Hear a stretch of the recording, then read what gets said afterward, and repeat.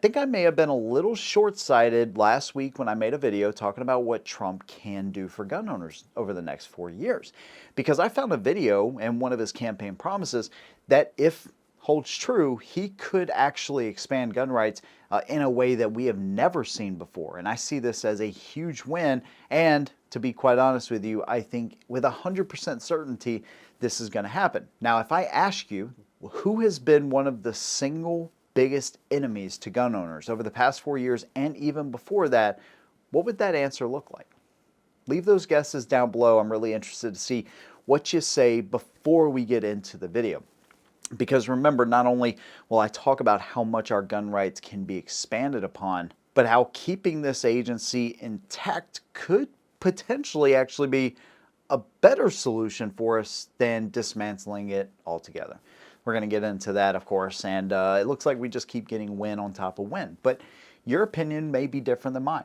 I find this every single video, and that's totally fine. Whatever your opinion is, leave it down below if you like what I do. Consider subscribing. Let's go and get into it. So I'm sure there's some pretty amazing guesses down below as to one of, if not the biggest enemy of law-abiding citizens that exercise and support the Second Amendment. I'm sure some of you have some politician names down below, or maybe some groups that you know of. Well, in my opinion, it is the ATF. They have consistently come down harder on regular Americans as opposed to actual criminals.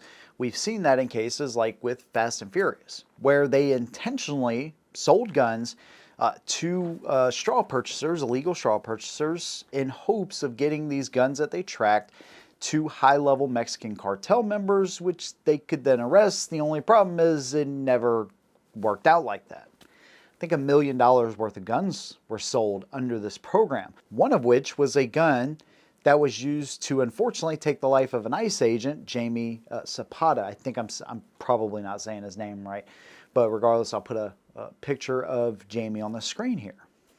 How many of those guns were potentially used against people in Mexico, right? Just regular people in Mexico as well, or people that live on the border of the United States. Pretty disgusting tactic, because if you try to do a straw purchase, right, they're coming down on you hard. You're going to jail for 10 years at least, I think, is the straw purchasing requirement, maybe up to $100,000 or $10,000, whatever it is. They're going to come down on you hard if you ever tried anything like that, and yet they purposely tried this. Now, that probably doesn't come to a shock to many of you that know how some of these organizations and how shady they can be. CIA, FBI, they're pretty much all the same. But we also have situations like Waco, right, where 86 Americans' lives were taken, including 25 children, by the way. Ruby Ridge, even up to modern times. This doesn't stop just with some old historical, one-offs. I mean, we're talking about the zero tolerance policy that Biden has put into place that essentially takes any FFL that makes just minor mistakes in their paperwork and can shut them down like that. Before this zero tolerance policy went into place, if there were gun shops that made any kind of errors, they would say, hey, look, this is what you need to do to correct it. We're not going to shut you down over this, but you need to, pay attention next time when you're filling out this type of paperwork.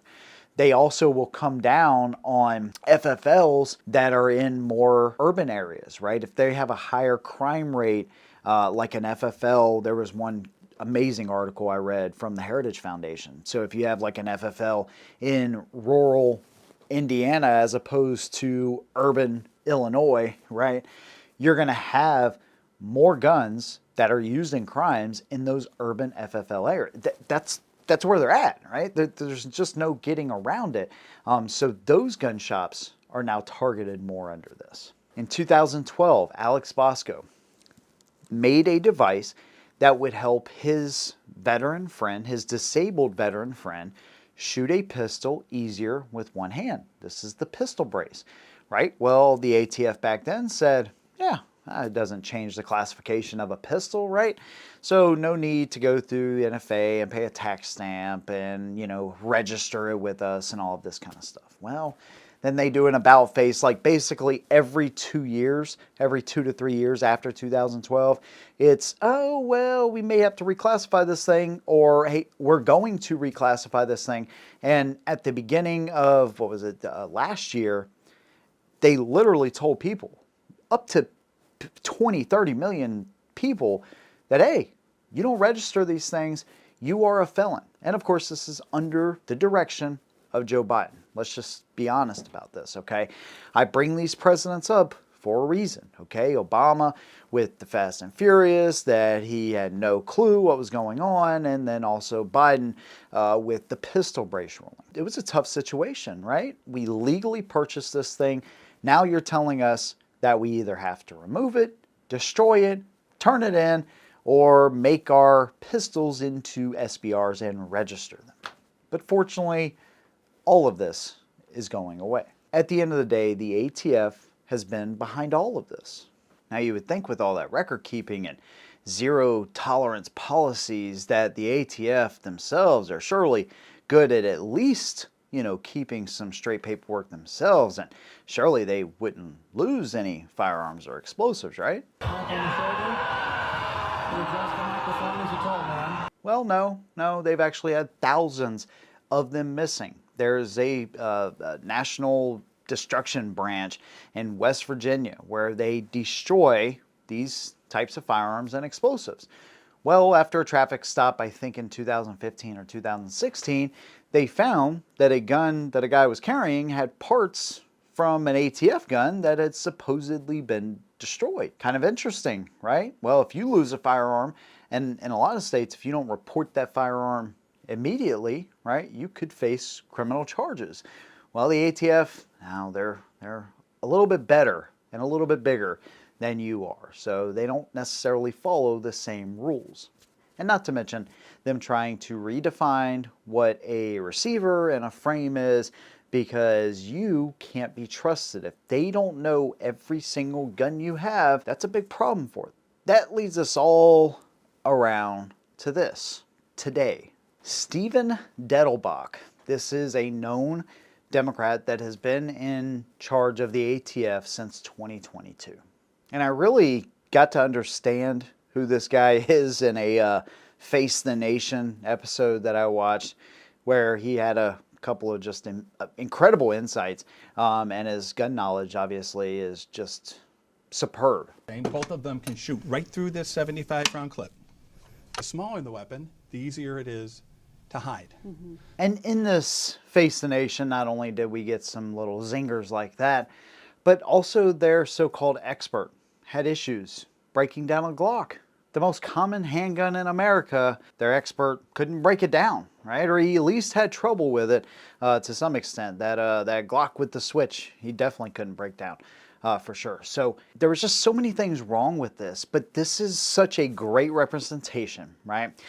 You have this reporter that clearly doesn't know a damn thing about guns, and neither does the ATF director, to be quite honest with you. Their expert has he has some knowledge, right? I mean, you could tell, even though it's fun to poke fun, because, he doesn't know how to break down a Glock. Regardless, this is a perfect representation of how Americans are treated when it comes to firearms, right? They look at us like we're the reporter. And say, hey, Congress said we can regulate the frame, right? And so things that are readily, convertible to being firearms, like this, like you said, 20 minutes, this is like the thing that even I could do. Right? Like, we don't know the laws, and we don't know how to operate these guns, and therefore you can't be trusted, right? But the glorious ATF and their directors and their experts, you can absolutely trust these people. They know the ins and outs of guns. Well, I can almost guarantee you, if their so-called expert wasn't there to at least share some basic knowledge and answers for Dettelbach, he wouldn't have been able to answer most of the questions there. So here's what Trump said about the director of the ATF. At noon on Inauguration Day, we will sack the anti-gun fanatic Steve Dettelbach. Have you ever heard of him? He's a disaster. And replace him with an ATF director who respects the sacred rights to keep and bear arms. It's beautiful. it is beautiful to know that, hey, by Inauguration Day, if he doesn't step down, Trump will fire him, which I kind of hope is the direction this goes because I'd love to see him get fired. And then he's going to put somebody in there that respects and knows about firearms and respects the Second Amendment. Now, there's a lot of talk about Brandon Herrera being that new ATF director, right? We know that he's making a run for it. Dude, if they can't be dismantled, which J.D. Vance has already said he would like to see them just totally abolished. I don't know if we're going to see that. But if you have an ATF director, I don't know Brandon personally, by the way, but I know of him, obviously.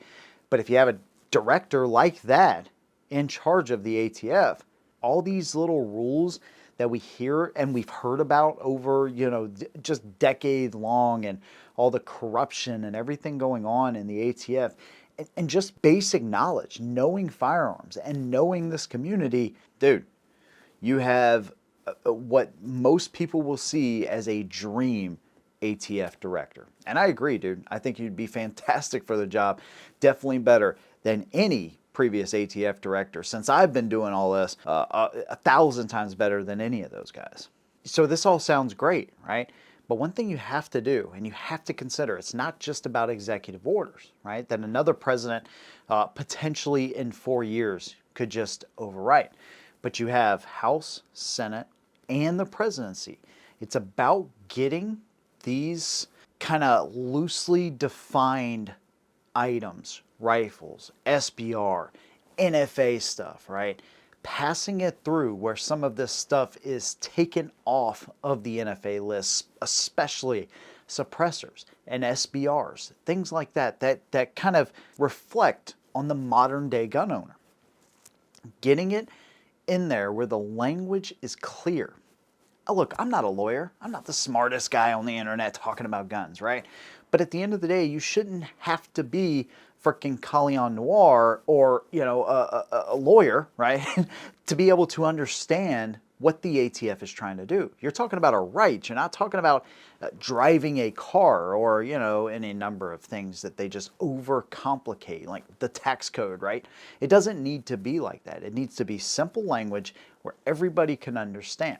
And if Congress needs to go in and define what that language is, get it passed through, get it signed. So that way you have things that fall off, you have clear definitions that everybody understands. Now you have secured and expanded on our rights for decades, not just a 4-year period. But again, I reemphasize, Republicans have to take this so seriously over the next 2 years, because you're going to have another election cycle in 2 years where maybe you don't have full control over the House, the Senate, right? So you got to get these things in order. You got to get them passed and make sure that it's not just executive orders, but that it's actual legislation that can stand up for decades to come. So that way, gun owners well into the future will be protected. There you go. We're on a good path. We, of course, have to hold all of these representatives accountable. Gun owners made their voice count. I don't know if you're still a little giddy like I am when I think about what happened last week.